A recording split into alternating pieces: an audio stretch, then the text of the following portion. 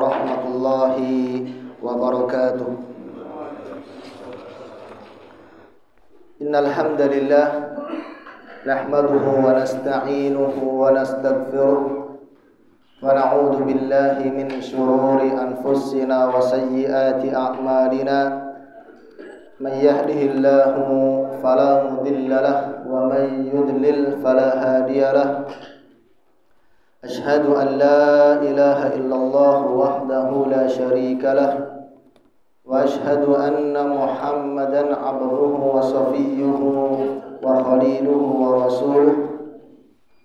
Yaqulullahu jalla wa ala ya ayyuhalladzina amanu taqullaha haqqa tuqatih wa la tamutunna illa wa antum muslimun. Wa qala nabiyyuna Muhammadun sallallahu alaihi wa tammat taslim fa inna asdaqal hadithi kitabullah wa khairal hadi hadi Muhammadin sallallahu alaihi wasallam wa syarrul umuri muhdatsatuha fa inna kulla muhdatsatin bid'ah wa kulla bid'atin dhalalah wa kulla dhalalatin finnar. Allahumma alimna ma yanfa'una wanfa'na bima 'allamtana wa zidna ilman wa amalan salihan ya rabbal alamin. Amma ba'd.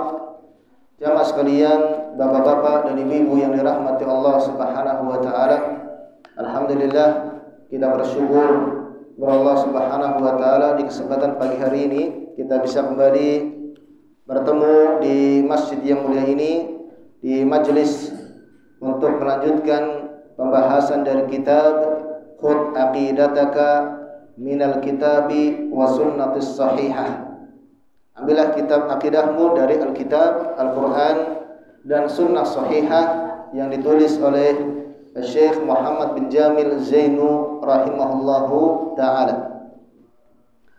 Dan di kesempatan yang lalu kita telah membahas tentang bab yang berkaitan dengan masalah syafaat, tentang pengertian syafaat dan juga macam-macam syafaat. Bahwasanya syafaat di dalam agama kita itu adalah sesuatu yang telah ditetapkan. Bahwasanya Rasulullah SAW memberikan syafaat, memiliki syafaat. Kemudian orang-orang beriman juga bisa memberikan syafaat. Para malaikat juga bisa memberikan syafaat. Ada syafaat yang diterima, ada juga syafaat yang tidak diterima. Ini kemarin pada pembahasan yang lalu. Kemudian di pertemuan kali ini kita akan bahas tentang bab al-jihad wal wala wal hukm. Bab tentang masalah al-jihad dan juga masalah al-wala dan masalah hukum. Namun yang pertama kita bahas dulu masalah jihad. Syekh di sini beliau menyebutkan pertanyaan, ma hukmul jihad fi sabilillah? Apa hukum berjihad di jalan Allah? Maka beliau menjawab, al-jihad wajibun bil mali wan nafsi wal lisani. Berjihad di jalan Allah hukumnya adalah wajib, baik dengan harta, dengan jiwa maupun dengan lisan. Jadi hukum berjihad bagi seorang muslim hukumnya adalah wajib. Dan berjihad fisabilillah ini mencakup berjihad dengan harta. Yang kedua adalah berjihad dengan jiwa kita. Dan yang ketiga adalah berjihad dengan lisan. Nanti akan kita bahas. Ya, karena pembahasan tentang jihad ini merupakan pembahasan yang luas. Bahkan para ulama di dalam kitab fikih mereka membuat kitab tersendiri, yaitu tentang kitabul jihad. Ya, sangat luas pembahasannya. Namun nanti kita bahas sesuai dengan waktunya saja. Dan dalilnya adalah firman Allah Subhanahu wa taala di dalam surat At-Taubah. Allah taala berfirman, "Infiru khifafan wa thiqalan wajahidu bi amwalikum wa anfusikum fi sabilillah." Allah Subhanahu wa taala berfirman, "Bergeraklah kalian baik dalam keadaan ringan maupun dalam keadaan berat." Jadi maksudnya bergeraklah kalian menuju apa? Jihad, melawan musuh orang-orang kafir. Baik kalian dalam keadaan ringan untuk berangkat jihad, di dalam kondisi apa? Berat untuk dalam keadaan ringan, wathiqalan, ataupun dalam keadaan berat. Maka tetap berjihad. Dan berjihadlah kalian dengan harta-harta kalian dan jiwa-jiwa kalian di jalan Allah Subhanahu wa taala. Nah, ini ayat ini dalam surat At-Taubah, ayat yang berisi perintah agar kita berjihad di jalan Allah Subhanahu wa taala. Dan dalam lafaz ayat ini Allah berfirman apa? Jahidu wa jahidu bi amwalikum wa anfusikum fi sabilillah. Dan berjihadlah kalian. Dan perintah Allah jahidu dengan kata perintah ini menunjukkan wajib. Ya, karena setiap kata perintah dalam Al-Quran dan juga dalam hadis Nabi SAW pada asalnya menunjukkan hukum yang wajib. Ya, perintah hukumnya wajib. Kalau larangan hukumnya haram. Ada larangan misalnya, ya, jangan kalian melakukan kesyirikan kepada Allah, jangan. Larangan. Maka hukumnya haram. Ini berjihad di jalan Allah, hukumnya wajib. Wa qala sallallahu alaihi wasallam, dan dalil dari hadis Nabi sallallahu alaihi wasallam yang diriwayatkan oleh Imam Abu Dawud, dan hadis ini adalah hadis yang sahih. Nabi sallallahu alaihi wasallam bersabda, "Jahidul musyrikina bi amwalikum wa anfusikum wa alsinatikum." Berjihadlah kalian melawan orang-orang musyrik dengan harta-harta kalian, dengan jiwa-jiwa kalian, dan dengan lisan-lisan kalian. Nah, dalam hadis ini jamaah, Nabi sallallahu alaihi wasallam memerintahkan kepada kita untuk berjihad fi sabilillah, di jalan Allah Subhanahu wa taala. Nah, berjihad ini mencakup 3 hal. Yang pertama, jihad dengan harta. Ya, berjihad dengan harta. Bagaimana kita berjihad dengan harta? Ya, kita berjihad berinfak fi sabilillah. Menginfakkan harta kita di jalan Allah Subhanahu wa taala. Dengan bersedekah, ya, untuk apa?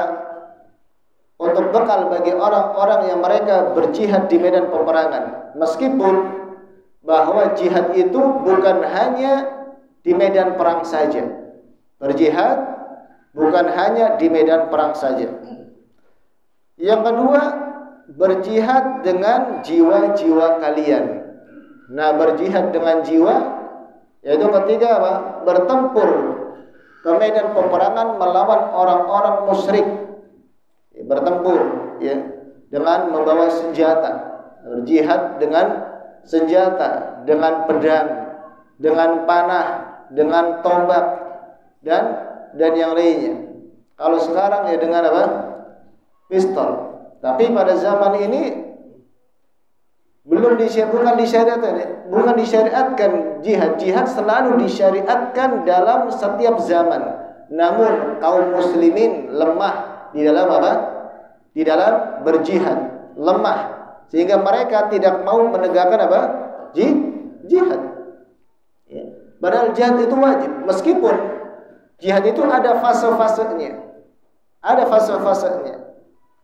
Maka Nabi SAW perintahkan kita untuk berjihad dengan jiwa-jiwa kita, dengan mengorbankan jiwa. mengorbankan nyawa. Mungkin kedengarannya apa? Berat, Pak. Iya. Menakutkan. Ya, berperang, ya. Ima menang, ima kalah. Tapi bayangan orang kalau berperang sudah apa? Ya, terbunuh. Ya. Tapi lihat nanti akan ada kita sebutkan tentang keutamaan jihad di jalan Allah. Kalau seseorang dia sudah mengetahui tentang keutamaan jihad, maka orang-orang beriman dia akan apa? Sangat bersemangat untuk berjihad. Bahkan orang-orang yang mukmin keinginannya adalah untuk mati di dalam medan jihad. Itu seorang mukmin.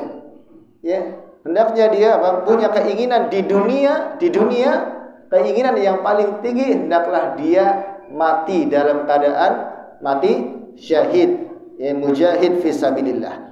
Wa alsinatikum, dan berjihadlah kalian dengan lisan-lisan kalian. Nah, ini berjihad dengan lisan artinya adalah berjihad dengan apa? Berdakwah di jalan Allah Subhanahu wa taala, menyeru manusia agar mereka menegakkan agama Allah, menjalankan syariat Allah Subhanahu wa taala. Sehingga berjihad itu bukan hanya berperang di medan peperangan. Meskipun ya, puncak dari jihad itu adalah berjihad di medan peperangan dengan apa? Dengan silah, dengan membawa pedang. Tapi perlu dipahami bahwa jihad itu ada 3 atau ada 4 ya macam, sebagaimana disebutkan oleh Al-Imam Ibnul Qayyim Al-Jauziyah rahimahullahu taala di dalam kitabnya Zadul Ma'ad. Beliau menyebutkan bahwasanya jihad itu ada 4 tingkatan. Tingkatan yang pertama adalah jihadun nafs, berjihad melawan hawa nafsu.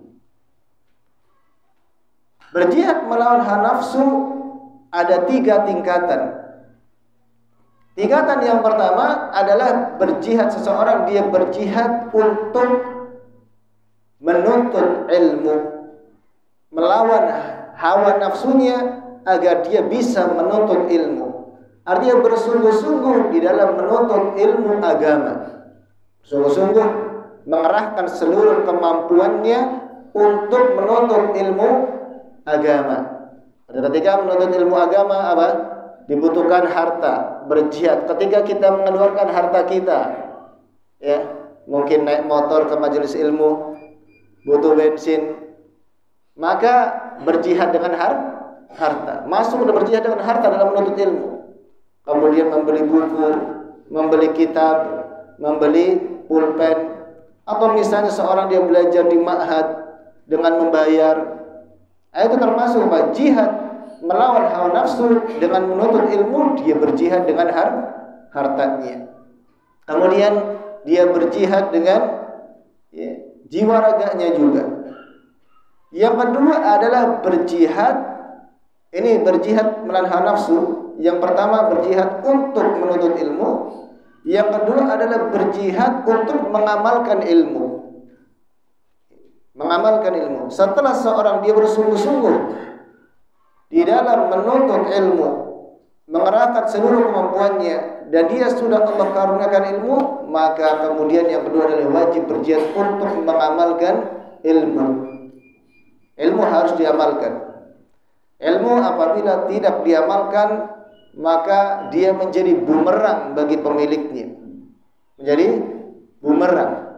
Dia menjadi hujjah nanti di sisi Allah untuk apa? Untuk membinasakannya. Kemudian yang ketiga adalah ya, berjihad dengan mendakwahkan ilmu. Berjihad melawan nafsu. Tingkatan yang ketiga adalah berjihad mendakwahkan ilmu, menyampaikan ilmu, yaitu apa? Dengan lisan. Bisa dengan lisan bagi orang yang telah dikaruniakan ilmu. Kemudian dengan tulisan. Ya, kalau zaman sekarang bukan dengan tulisan tangan lagi, dengan pena, tapi dengan apa? Dengan ketikan. Ya, dengan ketikan. Kan sekarang sudah jarang orang pakai pulpen ya ketika berdakwah. Karena buku-buku sudah jarang ditulis ya. Banyak kan tulisannya tulisan elektronik melalui media sosial. Ya, dengan ketiga ini berdakwah ya, dengan lisan kita, dengan muhadharah, dengan memberikan nasihat, amar ma'ruf nahi munkar, itu adalah berdakwah dengan lisan semampu kita. Kemudian yang keempat adalah bersabar. Bersabar ketika mendakwahkan ilmu. Bersabar ketika mendakwahkan ilmu. Ini tingkatan yang keempat ketika seorang dia berjihad melawan hawa nafsu. Yang pertama, dia harus menuntut ilmu terlebih dahulu. Kemudian yang kedua, dia harus mengamalkan ilmunya. Yang ketiga, dia harus mendakwahkan ilmunya. Yang keempat, dia harus bersabar ketika mendakwahkan ilmunya. Ini berjihad melawan hawa nafsu. Kemudian tingkatan yang kedua dari tingkatan jihad adalah jihadun syaitan. Berjihad melawan syaitan. Berjihad melawan syaitan ada dua tingkatan. Yang pertama adalah berjihad bersungguh-sungguh untuk melawan syubhat. Syubhat. Apa syubhat?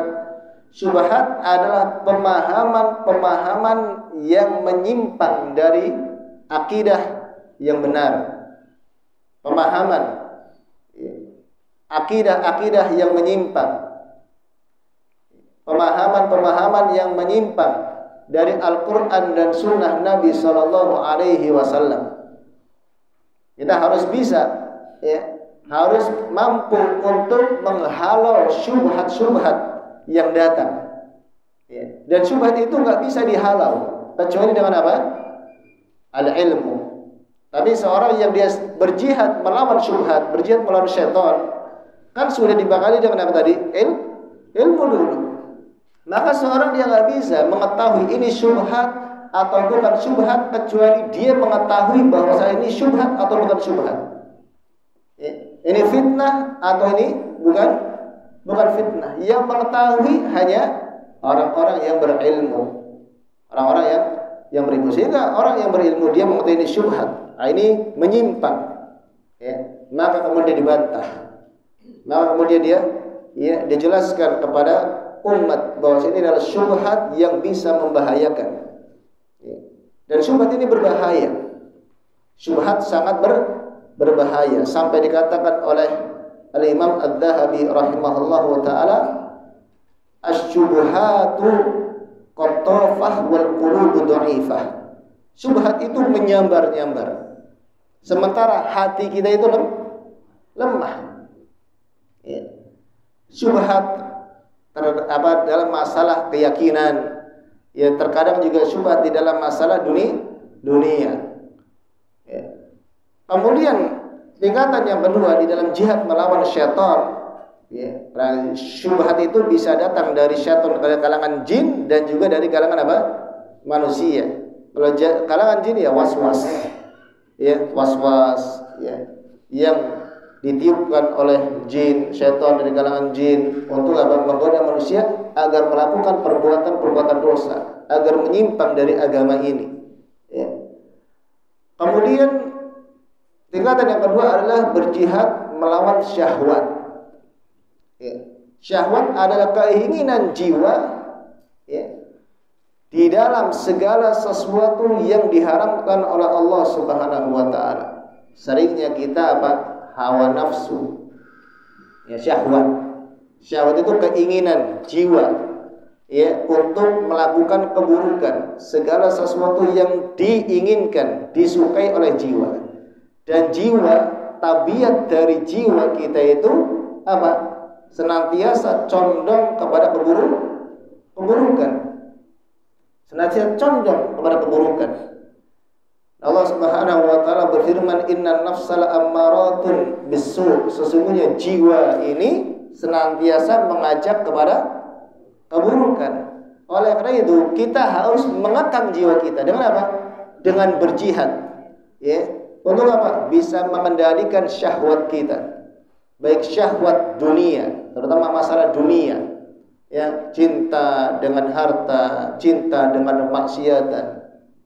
Ya. Nah, fitnah syahwat banyak menimpa orang-orang awam. Adapun fitnah syubhat banyak menimpa orang-orang ahli ilmu. Ya, orang ilmu. Berapa banyak orang yang dia pintar, cerdas, tetapi terkena syubhat. Karena syubhat. Adapun orang-orang awam yang mungkin dia nggak punya ilmu, lebih banyak apa? Syahwat dunia. Ya. Dia mencari yang haram, ya, dan meninggalkan yang halal. Kemudian tingkatan jihad yang ketiga adalah jihadul kuffar, berjihad melawan orang-orang kafir dan orang-orang munafik. Jadi berjihad melawan orang-orang kafir di medan peperangan ini masuk ke dalam tingkatan yang ketiga. Ya, tingkatan yang ketiga, bukan yang pertama. Karena ketika Allah Subhanahu wa taala memerintahkan kepada kita untuk berjihad, tidak langsung berjihad untuk berperang. Apakah ketika seorang dia masuk Islam langsung diperintahkan untuk apa? Berperang? Tidak. Jihad melawan orang kafir? Tidak. Tetapi apa? Untuk menuntut ilmu dulu. Dia mengucapkan la ilaha illallah, lalu diperintahkan untuk memahami apa makna la ilaha illallah, lalu mengamalkan konsekuensinya.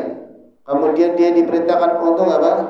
Untuk mempelajari salat, mempelajari puasa, zakat dan yang lain, dan mempelajari perkara agama ini semuanya. Kalau sudah mempelajari itu semua dan mengamalkannya, lalu turun kewajiban berjihad di medan peperang, maka dia wajib untuk berjihad. Maka jihad di medan peperangan, kata Nabi SAW, adalah puncak dari agama ini. Nabi SAW bersabda, Rasul amri al-Islam, ya. Kepala atau puncak dari segala urusan adalah agama Islam. Wa amuduhus shalah, dan tiang Islam adalah salat. Wa dirwatu sanamihi al-jihadu fi sabilillah, dan puncak agama itu adalah berjihad di jalan Allah Subhanahu wa ta'ala. Jadi 3 tingkatan tadi jamaah, ya, berjihad melawan hawa nafsu. Yang kedua berjihad melawan syaitan. Yang ketiga adalah berjihad melawan orang-orang kafir dan orang-orang munafik. Jangan dipahami dulu bahwasanya kalau kita diberitakan jihad langsung ke medan peperangan, sebagaimana yang dipahami oleh kebanyakan orang-orang yang mereka memahami jihad tanpa ilmu. Sehingga apa? Menggelora hatinya, menggelora selalu ingin jihad. Sementara mereka belajar saja belum. Masalah fikih thaharah mereka tidak paham. Fikih salat tidak paham, apalagi fikih jihad. Makanya para ulama di dalam kitab-kitab fikih itu memasukkan bab tentang jihad itu di belakang. Setelah kita belajar thaharah, setelah kita belajar tentang kitab salat, belajar tentang puasa, zakat, haji, bahkan muamalah, nikah, ya, kemudian kitab buyur, jual beli, baru apa? Jihad. Artinya harus dibekali dengan ilmu. Kenapa? Karena di dalam jihad itu ada syariat, ada hukum, bagaimana hukum tentang pembagian ghanimah. Ya. Kalau jihad di medan perang ini kalau nggak paham, bahaya, bisa mati konyol, iya enggak? Karena itu disebutkan oleh Nabi SAW, ada seorang yang dia apa? Yang dia mati, ya, dalam keadaan tertancap apa? Pedang. Lalu para sahabat mengatakan fulan mati syahid. Dan Nabi SAW bersabda, huwa finnar, dia masuk ke dalam neraka. Zahirnya dia mati syahid, namun kata Nabi SAW dia masuk neraka. Yang pertama masalah niat. Karena seorang ketika berjihad, dia harus niatnya adalah li'i'la'i kalimatillah, untuk meninggikan kalimat Allah, untuk membela agama, bukan untuk membela apa? membela negeri. Ya, banyak kita harus berjihad membela Palestina. Jihadnya membela Palestina. Keliru. Jihadnya membela agama Allah.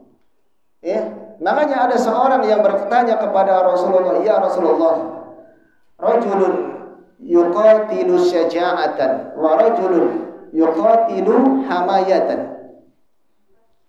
Hal huwa fi sabilillah?" Wahai Rasulullah, ada seseorang yang dia berperang karena apa? Karena dia memiliki sifat pemberani, ingin menampakkan keberaniannya. Ada seseorang yang dia berjihad karena membela negerinya.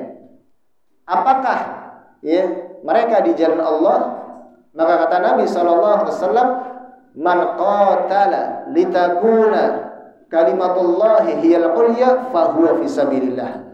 Barang siapa yang dia berperang dengan niat agar kalimat Allah, yaitu agar agama Allah itu tinggi, maka dialah di jalan Allah Subhanahu wa ta'ala.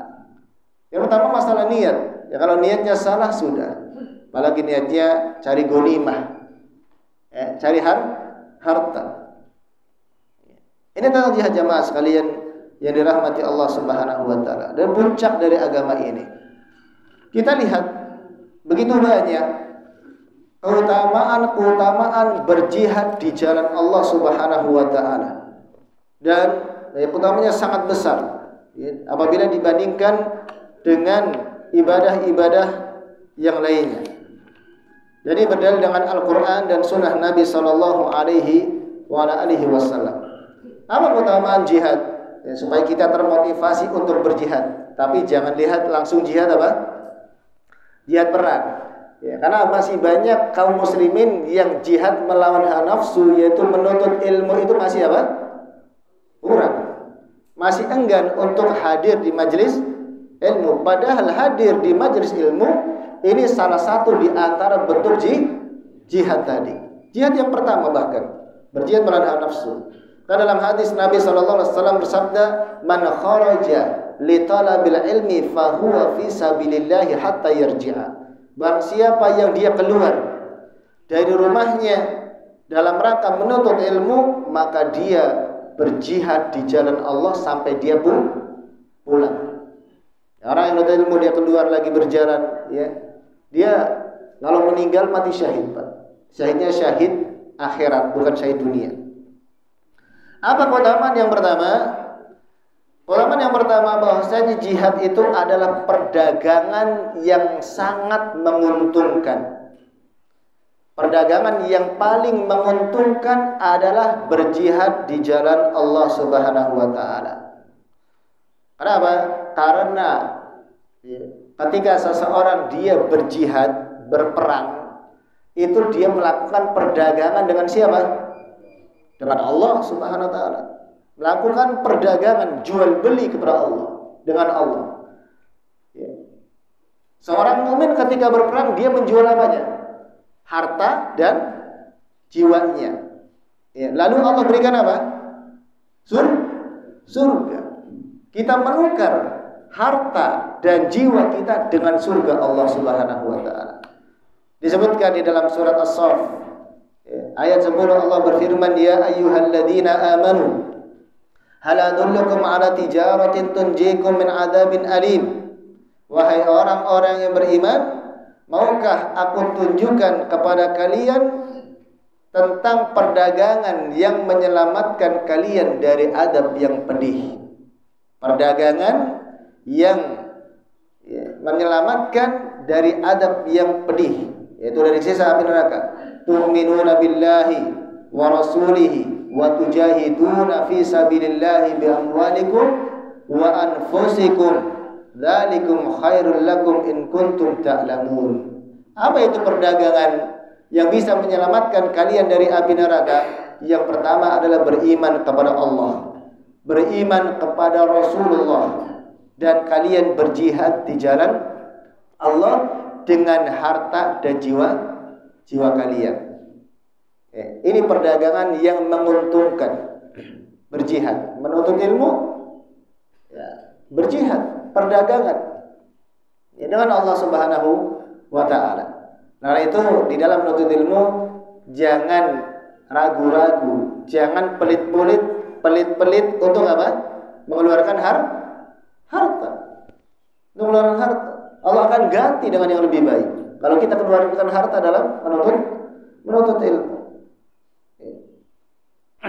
Ini yang pertama.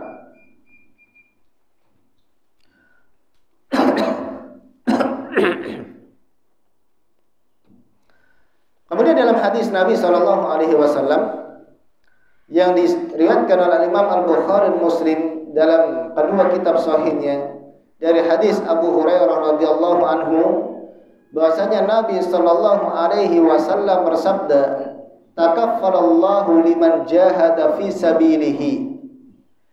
Allah akan menjamin bagi orang yang berjihad di jalannya, la yukhrijuhu illal jihadu fi sabilihi, yang dia tidak berniat untuk berjihad kecuali niatnya adalah untuk jalan Allah, wa tasdiqu kalimatih, dan untuk membenarkan kalimat-kalimat Allah, bi an yudkhilahul jannah, yaitu akan memasukkan ke dalam surga. Ini niat jihadnya apa? Yang pertama adalah niat jihad di jalan Allah untuk meninggikan kalimat Allah Subhanahu wa taala.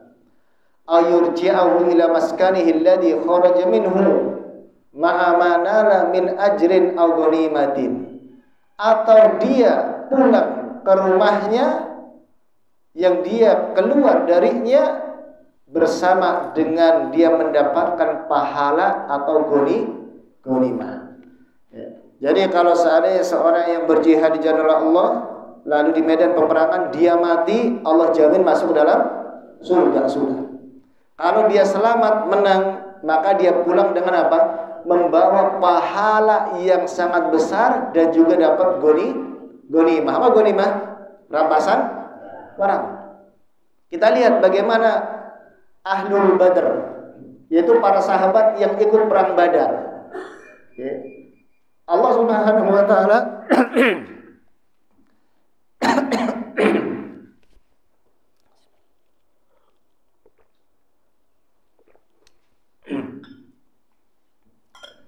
Allah Subhanahu wa taala janjikan kepada mereka, Allah ampuni dosa-dosa mereka yang telah lalu dan yang akan datang meskipun masih hidup. Sehingga ketika ada seorang sahabat yang tergelincir melakukan perbuatan dosa, dosanya diampuni sudah. Karena ikut perang Badar. Tapi para sahabat mereka ketika melakukan perbuatan dosa itu bukan karena apa? Karena sengaja, tetapi apa? Ya tergelincir, keliru. Sahabat pernah nggak melakukan dosa? Karena manusia biasa, nggak maksum. Yang maksum terjaga dari perbuatan dosa siapa? Hanya Nabi Sallallahu Alaihi Wasallam. Dengan Nabi, ya hendak melakukan, belum sampai melakukan sudah ditegur oleh Allah Subhanahu wa taala. Walladzi nafsi Muhammadin biyadihi, dan demi jiwa Muhammad yang ada di tangannya, ma min kalmin yuklamu fi sabilillah illa jaa yaumal qiyamati kaihayatihi hina kulima.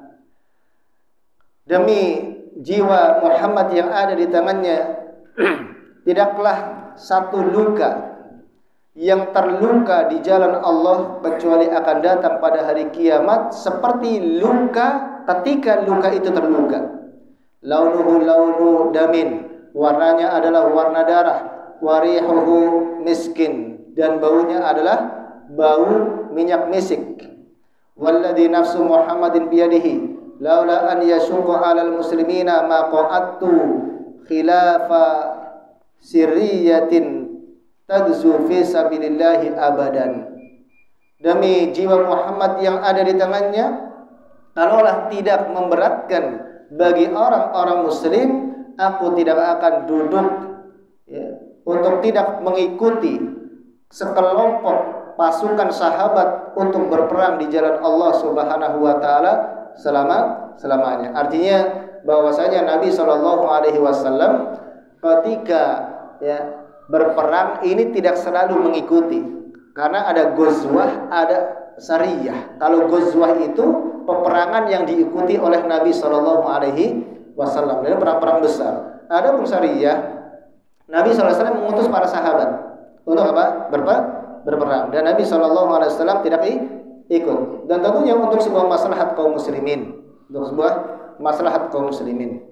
Kemudian keutamaan yang kedua, bahwa jihad adalah amalan yang paling utama setelah beriman kepada Allah dan Rasul-Nya. Amalan yang paling utama setelah beriman kepada Allah dan Rasul-Nya adalah berjihad. Sebagaimana disebutkan dalam hadis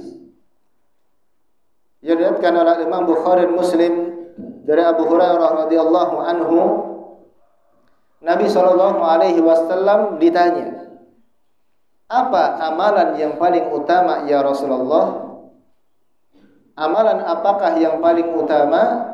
Maka Rasul menjawab, imanun billahi wa rasulih. Beriman kepada Allah dan Rasulnya. Qila thumma madza? Lalu seorang tersebut bertanya, kemudian amalan apa lagi ya Rasulullah? Qala al-jihadu fi sabilillah. Kemudian berjihad di jalan Allah.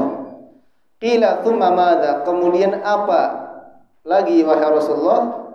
Qala hajjun mabrur. Haji yang mabrur. Ya. Jadi amalan yang paling utama beriman kepada Allah dan Rasulnya. Yang kedua berjihad di jalan Allah. Dan yang ketiga haji mabrur. Dan haji termasuk jihad. Ya. Dan pahalanya satu. Apa? Surga. Ya. Orang yang berhaji dia meninggal dunia dan hajinya majrur, maka pahalanya surga. Kata Nabi SAW, Al-hajjul mabrur laisa lahu jazaa'un illal jannah. Haji yang mabrur tidak ada balasan dari Allah kecuali satu, yaitu surga.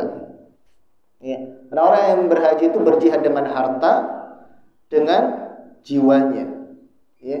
Melakukan perjalanan. Ya.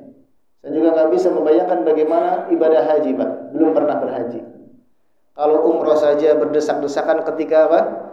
Tawaf ya, ketika tawaf. Bagaimana ketika berhaji? Jutaan manusia. Bahkan kalau dengar cerita kemarin ya, pada musim haji kemarin itu musim panas. Banyak yang meninggal. Banyak jamaah yang meninggal. Berjalan ya, dan terutama banyak juga cerita-cerita haji kemarin itu banyak haji yang visanya visa apa? Ziarah, ya kan? Itu kemarin sempat ada beritanya dari kawanan visa, dan orang-orang yang pakai visa ziarah itu mereka memisahkan diri karena takut ditangkap. Berjalan jauh, ya, dari Mina ke Arafah, ya. Itu sampai saking panasnya, ya. Sehingga ada jamaah yang bawa minuman diberikan kepada orang. Karena ada itu yang visa ziarah. Dan itu sebenarnya kalau dari sisi apa? Hukum syar'i, maka sebenarnya tidak boleh. Ya. Sampai dijual belikan dengan harga yang lebih murah kan? Enggak boleh. Untuk apa haji seperti itu? Ya enggak diterima hajinya. Ya kalau memang tidak mampu, ya sudah tidak paksakan. Ya. Kalau ingin dapat pahala haji, menuntut ilmu, ya enggak? Menuntut ilmu ke masjid, dapat pahala haji. Ya kata Nabi sallallahu alaihi wasallam. Kemudian keutamaan yang ketiga dari jihad adalah i'anatullahi lil mujahid fi sabilihi. Allah akan menolong kepada mujahid di jalan Allah Subhanahu wa taala. Ya, jadi Allah akan menolong orang berjihad di jalan Allah Subhanahu wa taala. Kata Nabi sallallahu alaihi wasallam bersabda, "Salasatun haqqun 'alallahi 'aunuhum." Ada 3 golongan yang pasti akan ditolong oleh Allah Subhanahu wa taala. Apa saja 3 golongan tersebut? Yang pertama al-mujahid fi sabilillah. orang yang berjihad di jalan Allah Subhanahu wa taala pasti akan mendapatkan pertolongan ketika mereka bersabar. Wal mukatibul ladzi yuridul ada. Yang kedua adalah al-mukatib. Apa al-mukatib? Yaitu seorang budak yang ingin memerdekakan dirinya dengan mencicil. Ya. Kalau di masa perbudakan, budak itu kan diperjualbelikan, dan asal dari perbudak-budak itu adalah tawanan perang yang kalah. Ya, tawanan perang yang kalah, wanita-wanitanya. Jadi ketika kaum muslimin berperang dengan orang-orang kafir, nanti kan misalnya menang dapat ghanimah. Kemudian orang-orang dewasanya yang berperang mereka dibunuh. Anak-anaknya dan juga wanita-wanitanya maka menjadi tawanan, dan merekalah menjadi budak. Kalau sekarang nggak ada perbudakan, Pak. Kenapa nggak ada budak? Ya karena tidak ada peperangan. Kalau ada peperangan antara kaum muslimin dengan orang-orang kafir, kaum muslimin menang, nanti akan terjadi perbudakan. Ada perbudakan. Ya. Orang-orang kafir ditawan, dijadikan budak, sehingga nanti pun ya, pemimpin perang dari kaum muslimin nanti ketika ada budak itu dibagi-bagi budaknya. Dapat budak ini, ya. Sampai ada kisah Abdullah bin Umar itu punya budak perempuan yang cantik, melarikan diri. Ya. Itu al-mukatib, akan ditolong. Budak yang ingin memerdekakan ya dirinya dari tuannya dengan membayar dirinya. Ya, nanti budak itu diperjualbelikan. Ya, diperjualbelikan. Sebagaimana kisah Nabi Yusuf dijual kan? Beliau dijual. Kemudian yang ketiga, wan nakihul ladzi yuridul afaf. Golongan yang ketiga yang akan mendapatkan pertolongan dari Allah adalah orang yang ingin menikah dengan niat ingin menjaga kehormatannya. Orang yang dia ingin menikah untuk menjaga dirinya, menjaga kehormatannya, menjaga agamanya dari syahwat yang tidak dibenarkan, Allah Subhanahu wa taala akan tolong. Makanya ya, kalau ingin menikah jangan pikir belum punya duit. Ya. Yang penting dia sudah punya kemampuan untuk menikah, kemampuan untuk jima, ya. Maka nikah. Ya, kalau kalian miskin, kata Allah dijanjikan apa? Akan Allah cukupkan. Dengan menikah itu menjadi orang yang tadinya enggak punya apa-apa, dia menjadi berkecukupan. Yang tadinya bujang hidup sendiri, ya, ngontrak, ya, enggak punya apa-apa, menikah dia punya panci. Ya, tadinya enggak punya panci, enggak punya kompor. Ya, dia menjadi punya apa? Tempat tidur, punya berpikiran untuk apa? Beli rumah. Ya. Allah akan jadikan kaya. Allah berikan ketenangan, ya, kebahagiaan. In kuntum fuqara yughnikumullah. Apabila kalian orang-orang yang fakir, maka Allah akan kayakan. Dan secara logis menikah itu menggabungkan dua orang berarti menggabungkan dua rizki. Dan Allah berikan anak rizki, punya rizkinya masing-masing. Maka seandainya ada yang kita punya anak, Pak, apalagi perempuan, umur 20 tahun, lulus, udah nikahkan. Lulus SMA, lulus pondok pesantren, nikahkan. Ya, dengan orang-orang soleh. Ya. Kalau ada orang yang laki-laki yang dia soleh, jangan ditolak, meskipun belum punya kerjaan. Ya, tahu saya menikah, sanggup. Tanggung jawab. Soleh, agamanya bagus, akhlaknya juga bagus. Makanya kata Nabi SAW, ya, kata Nabi SAW, in ja'akum man tardawna dinahu wa khuluquhu fa ankihu wa illa takun fitnatan wa fasadun fil ardh. Apabila datang kepada kalian laki-laki yang ingin meminang anak atau putri kalian dan kalian ridho dengan agama dan akhlaknya, maka segera dinikahkan. Kalau tidak dinikahkan, akan muncul kerusakan di atas muka bumi. Kata Nabi Shallallahu Alaihi Wasallam. Kemudian yang berapa ini? Keutamaan yang keempat, bahwasanya jihad adalah dirwatu sanamiddin, puncak dari agama Islam. Tadi sudah kita sebutkan. Dalam hadis Nabi Shallallahu Alaihi Wasallam menyebutkan, ala ukhbiruka bi ra'sil amri wa amudihi. Maukah kamu aku kabarkan tentang ra'sul amri, inti dari segala urusan, dan tiangnya, wa darwatu sanamihi, dan puncaknya. Qultu bala ya Rasulullah. Maka Mu'adz bin Jabal mengatakan, tentu ya Rasulullah. Qala ra'sul amril Islam, inti dari segala urusan adalah Islam. Wa amuduhus salatu, dan tiang Islam adalah salat. Wa durwatu sanamihi al jihad, dan puncaknya adalah berjihad di jalan Allah Subhanahu wa taala. Tadi sudah kita sebutkan ya, bahwasanya jihad adalah puncak dari agama ini. Kemudian keutamaan yang kelima, annal qudwata warrauhata fi sabilillah khairun minad dunya wa ma fiha. Bahwasanya berjihad di jalan Allah itu lebih baik dari dunia dan seisinya. Lebih baik daripada dunia dan seisinya.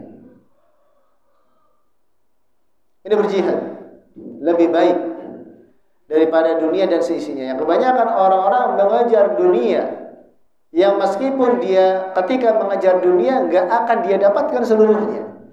Paling dia akan mendapatkan sesuatu sedikit saja, itu pun yang telah Allah tetapkan untuknya. Karena perkara dunia itu sudah apa? Allah takdirkan.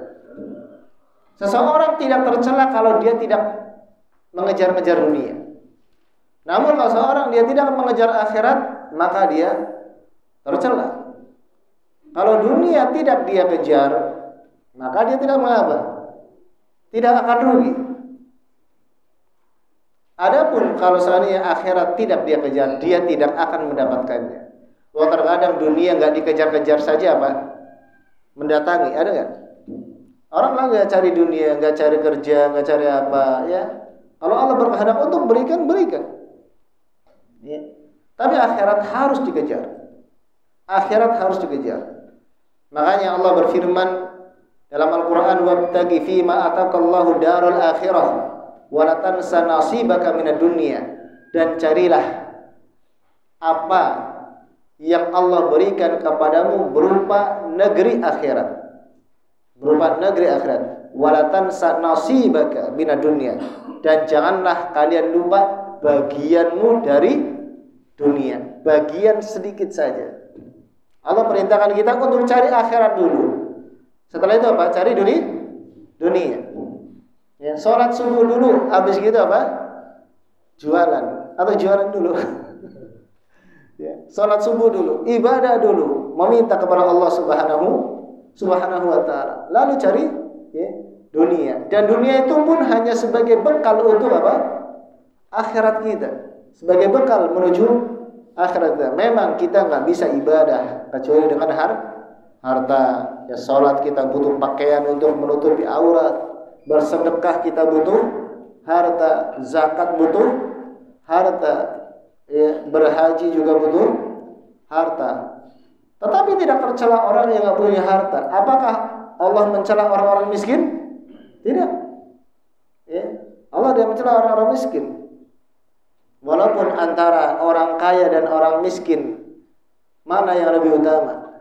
Orang kaya yang bersyukur atau orang miskin yang sabar? Mana yang lebih utama? Nah, para ulama berbeda pendapat. Orang kaya yang bersyukur atau miskin yang sabar? Kalau menurut kita paling enak kaya itu harapan kita semuanya. Orang kaya yang bersyukur ya, daripada orang miskin sabar. Syukur dengan sabar pahalanya besaran mana? Bersyukur dan bersabar ya, pahalanya besaran mana? Makanya para ulama berbeda pendapat. Memang kalau orang kaya Dia bersyukur, artinya apa? Bersyukur menggunakan kekayaannya di jalan Allah. Dia akan dapat pahala. Dapat pahala enggak? Dapat pahala.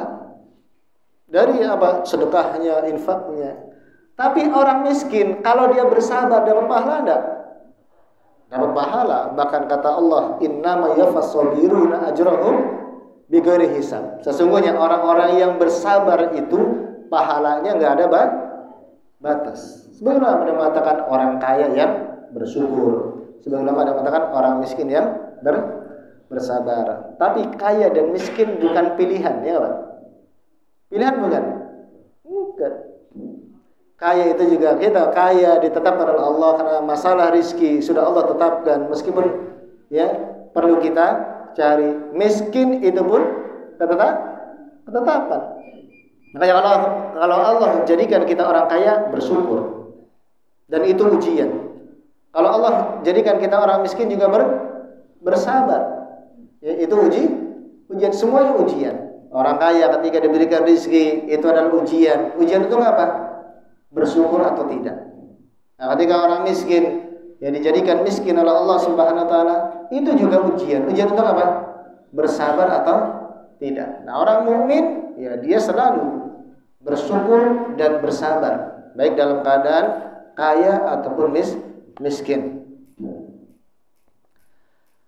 Kemudian yang selanjutnya, anna darajatil mujahidina fi sabilillahi aliyatun. Derajat orang-orang mujahid di jalan Allah itu tinggi pada hari kiamat kelak. Surga itu bertingkat-tingkat, ya. Bertingkat-tingkat. Ada tingkat pertama, tingkat kedua, tingkat ketiga, tingkat keempat. Semakin tinggi tingkatnya maka semakin apa? Semakin mulia, semakin penuh dengan kenikmatan-kenikmatan. Jadi surga itu enggak hanya satu tingkatan saja. Surga itu bertingkat-tingkat dan kenikmatan dari penduduk surga itu berbeda-beda. Sesuai dengan apa? Sesuai dengan amalannya. Ya. Kalau orang beramalannya begitu banyak, masuk surga pahalanya juga tinggi. Kenikmatannya akan semakin banyak. Secara logika, ya. Kan balasan Allah terhadap orang-orang yang beriman, balasan Allah yang paling besar kepada orang yang beriman itu apa? Di akhirat kelak. Balasan Allah kepada orang yang beriman, balasan Allah yang paling besar, yang paling tinggi kepada orang beriman di akhirat itu nanti apa? Bukan surga, tapi melihat wajah Allah. Bukan surga, tetapi memandang wajah Allah. Ya. Memandang wajah Allah. Oleh karena itu Allah Subhanahu wa taala berfirman, ya, lilladzina ahsanul husna wa ziyadah. Bagi orang-orang yang mereka berbuat ihsan, maka akan mendapatkan al-husna, surga, wa ziyadah, dan tambahannya. Ya, dalam ayat yang lain, waladaina mazid, dan kami memiliki apa? Tambahan. Yaitu apa? Tambahan itu memandang wajah Allah Subhanahu wa taala di surga. Nah, Allah itu kan berada di atas arsy, di atas surga yang paling tinggi. Di atasnya surga. Nah, ketika seorang mukmin dia masuk ke dalam surga yang paling tinggi, berarti semakin dekat dengan Allah. Maka semakin jelas memandang wajah Allah Subhanahu wa ta'ala. Dan setiap tingkatan surga itu berbeda-beda, kenikmatannya berbeda-beda, dan Allah memasukkan surga kepada hamba-hambanya sesuai dengan amalan-amalan mereka. Sehingga apa? Orang-orang yang berjihad di jalan Allah maka akan mendapatkan kedudukan dan surga yang tinggi di sisi Allah Subhanahu wa taala pada hari kiamat. Kata Nabi sallallahu alaihi wasallam bersabda, inna fil jannati mi'ata darajatin. Sesungguhnya di dalam surga ada 100 derajat. Ada 100 derajat. A'adallahu lil mujahidina fi sabilillah, yang Allah siapkan bagi orang-orang yang berjihad di jalan Allah, ma baina darajataini kama baina samai wal ard. Di antara dua derajat itu jaraknya antara langit dan bumi ada 100 derajat. Masing-masing derajat antara derajat 1 dan 2 jaraknya antara langit dan bumi. Itu bayangkan. Kama baina samai wal ard fa idza sa'altumullaha fas'aluhu al-firdaus. Apabila kalian meminta kepada Allah, maka mintalah surga Firdaus. Allahumma rzuqna al-firdaus. Itu para berdoa, Allahumma rzuqni al-firdaus. Allahumma inni as'aluka al-firdaus al-a'la. Ya Allah, aku minta padamu surga Firdaus. Fa innahu awsatul jannati wa 'alal jannati. Sesungguhnya surga Firdaus adalah surga yang paling tengah dan surga yang paling tinggi. Arahu qala wa fawqahu arsyur rahman, dan atasnya adalah arsy. Surga Firdaus surga yang paling tinggi. Memang setelah surga itu ada air, dan setelah air itu ada arsy, dan di atas arsy ada Allah Subhanahu wa taala. Antara langit dan bumi. Kemudian keutamaan yang keberapa? 6, 7. Bahwasanya orang yang mati syahid di sisi Allah memiliki 6 sifat. Memiliki 6 sifat. Yang pertama, Allah ampuni dosanya di awal duf'ah, yaitu Allah ampuni dosanya di awal kematiannya. Allah ampuni dosa-dosanya. Kemudian yang kedua, Allah tunjukkan tempatnya di surga. Allah tampakkan ya, tempatnya di surga ketika dia mau mati. Yang ketiga, Allah dilindungi dari azab kubur. Yang keempat, Allah berikan keamanan di padang mahsyar.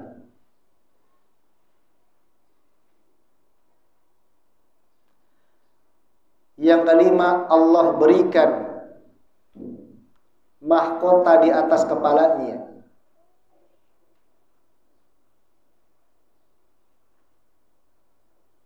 Allah berikan mahkota yang terbuat dari yakut. Yakut itu apa ya bahasa kita tuh? Permata ya. Mahkota kebanggaan dari yakut. Yakut itu batu permata yang lebih baik daripada dunia dan seisinya. Kemudian yang keenam, Allah nikahkan dengan 72 bidadari di surga. Yang keenam atau ketujuh? Wa yushaffi'u fi sab'ina min aqaribihi. Tapi di sini disebutkan lagi, dan dia akan diberikan izin untuk memberikan syafaat kepada 70 keluarganya. Yang pertama diampuni dosanya, yang kedua akan ditampakkan surga padanya, yang ketiga dilindungi dari azab kubur, yang keempat ya, diberikan keamanan di padang mahsyar, yang kelima diberikan mahkota di kepalanya dari batu permata, yang keenam dinikahkan dengan 72 bidadari surga. Ini ibu jangan cemburu nanti pada suaminya kalau berjahit. Jangan melarang suaminya untuk berjihad, ya. Iya. Wa yushaffi'u fi sab'ina min aqaribihi, dan akan diberikan izin untuk memberikan syafaat 70 kerabat keluarganya. Berikan syafaat. Ini keutamaan yang sangat besar. Ya. Keutamaan yang sangat besar bagi orang yang mati syahid. Makanya para sahabat dahulu berlomba-lomba untuk ikut perang, karena tahu keutamaannya. Sampai ada sahabat seperti Abdullah bin Umar, itu ikut perang daftar, ikut jihad. Nggak boleh karena belum usia balik. Bayangkan sebenarnya.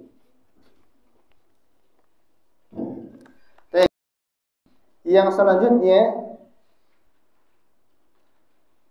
keutamaan yang selanjutnya bahwasanya orang yang berjihad di jalan Allah itu seperti orang yang berpuasa dan sholat tahajud terus menerus selagi dia berjihad. Itu seperti orang yang berpuasa dan sholat tahajud terus menerus. Pahalanya, kata Nabi Shallallahu Alaihi Wasallam, "Mathalul mujahidi fi sabilillah." Permisalan orang yang berjihad di jalan Allah adalah kamathalis shaimil qa'imil qanit bi ayatillah, seperti orang yang berpuasa dan sholat dan dia taat kepada ayat-ayat Allah. La yaftaru min siyamin wala sholatin, dia tidak berhenti dari puasa dan sholatnya hatta yarji'al mujahida fi sabilillah, sampai dia pulang, ya, sampai dia pulang ke rumahnya. Ya. Kemudian yang terakhir, bahwa orang berjihad di jalan Allah Subhanahu wa taala itu berjihad di jalan Allah lebih utama, lebih baik daripada beribadah selama 60 tahun. Lebih baik daripada ibadah yang dilakukan selama 60 tahun.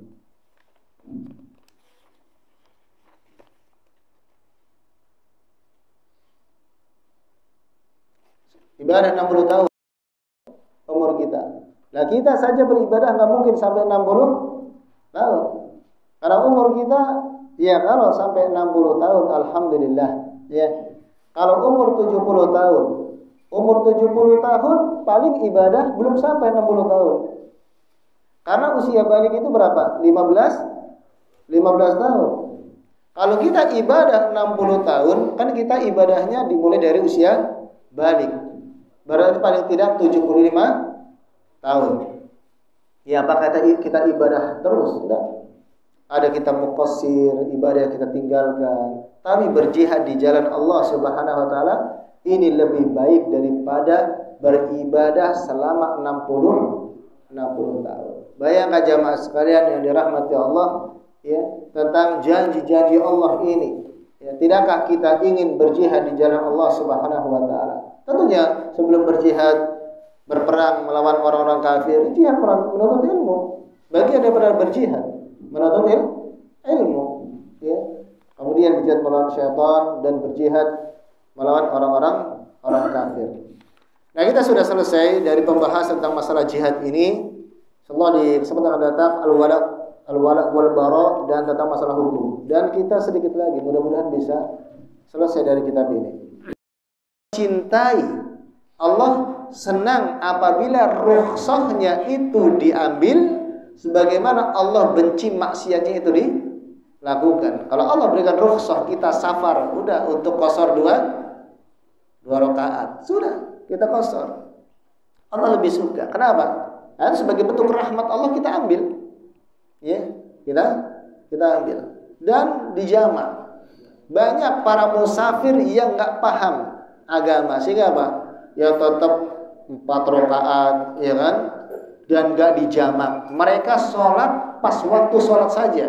Kalau waktu sholat kelewatan, ya mereka nggak sholat. Padahal ya, ada rukhsah bagi kita untuk menjamak antara dua sholat. Nah, kerjakan sholat di jamak, sehingga apa?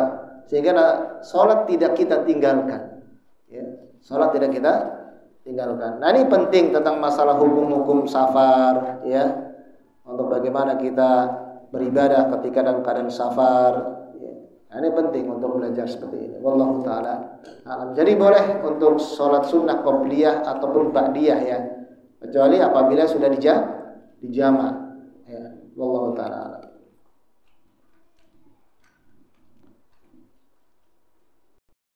Orang dia terbiasa di hari Senin berpuasa sunnah, hari Kamis berpuasa sunnah, lalu dia safar. Kemudian dia ketika safar tidak berpuasa. Memang sebaiknya ketika safar tidak berpuasa, maka dia akan tetap mendapatkan pahala puasa ketika dia mungkin. Itu keutamaan kalau kita terbiasa melakukan amalan-amalan ibadah ketika kita mungkin. Ya, ketika kita mungkin. Ketika seorang biasa sholat tahajud biasa, lalu suatu waktu dia sakit sehingga tidak bisa sholat tahajud, maka dia akan tetap mendapatkan pahala sholat tahajud meskipun dia nggak tahajud karena sakit. Ini keutamaan, ya seperti itu. Wallahu ta'ala. Ada lagi? Ya. Yang disebutkan oleh para ulama, ya, memang asalnya kembali kepada jihad di medan peperangan. Tetapi hadis-hadis yang menyebutkan, ya, hadis-hadis yang menyebutkan tentang bahwa ada juga ibadah-ibadah yang lain yang pahalanya dia sama dengan pahala berjihad di medan peperangan. Ada yang memang keutamaannya itu khusus untuk berjihad di medan peperangan, ya. Ada juga yang tidak untuk ibadah yang lain. Contohnya seperti tadi, ya. Kalau misalnya orang yang berjihad di medan perang kemudian dia mati, ya kan? Dalam keadaan apa? Dalam keadaan luka-luka, ya, maka akan dibangkitkan dengan apa? Darahnya itu. Itu kan nggak berlaku bagi penuntut ilmu. Penuntut ilmu tidak seperti itu kan? Ya. Tetapi pahalanya bisa. Nah, untuk seperti mendapatkan 72 bidadari, itu khusus bagi yang berperang. Khusus bagi yang berperang. Adapun keutamaan-keutamaan yang sifatnya umum, ya, maka ini mencakup yang berjihad, menuntut ilmu dan yang lainnya. Sifat-sifat yang umum, seperti nanti akan tinggi, ya, kedudukannya. Allah taala. Sebenarnya dalam hadis-hadis memang ketika menjadikan seorang penuntut ilmu dia mati dalam keadaan menuntut ilmu, dia kan mati syahid. Namun syahidnya itu syahid di akhirat, ya, bukan syahid di dunia. Tapi tidak mendapatkan keutamaan seperti orang yang berjihad di medan peperangan, mati syahid di medan peperangan. Ada mungkin di satu sisi keutamaan yang sama, ada keutamaan yang berbeda sesuai dengan masing-masing amalan ibadahnya. Ada keutamaan yang sama, ada keutamaan yang berbeda dalam masalah jihad. Meskipun kedua-duanya jihad, ya, kedua-duanya jihad. Namun jihad ini punya karakteristik, ya, amalan ibadah pahalanya yang berbeda dengan amalan jihad yang ini. Sama seperti sholat mungkin. Sholat atau puasa Senin Kamis dan puasa Arafah, ya. Puasa Senin Kamis dan puasa Arafah sama-sama puasa. Pahalanya sama. Ada satu kesamaan, ada yang berbeda. Mungkin sama-sama pahalanya besar dari sisi pahala. Karena pahala orang berpuasa itu pahalanya itu tidak ada batasan pahalanya. Namun di satu sisi karakteristik dari masing-masing puasa itu ada keutamanya masing-masing. Misalnya kalau puasa Arafah itu menghapuskan 2 tahun dosa yang telah lalu, atau 1 tahun dosa yang telah lalu, 1 tahun dosa yang akan datang. Puasa Senin Kamis tidak. Tapi dari sisi jumlah pahalanya sama. Mungkin seperti itu, ya. Sama. Wallahu taala. Baik, jamaah sekalian yang dirahmati Allah Subhanahu wa taala, kita cukupkan kajian kita pada kesempatan pagi hari ini. Mudah-mudahan bermanfaat. Aqulu qouli hadza wa sallallahu ala nabiyyina Muhammadin wa akhiru da'wana alhamdulillahi rabbil alamin. Assalamualaikum warahmatullahi wabarakatuh.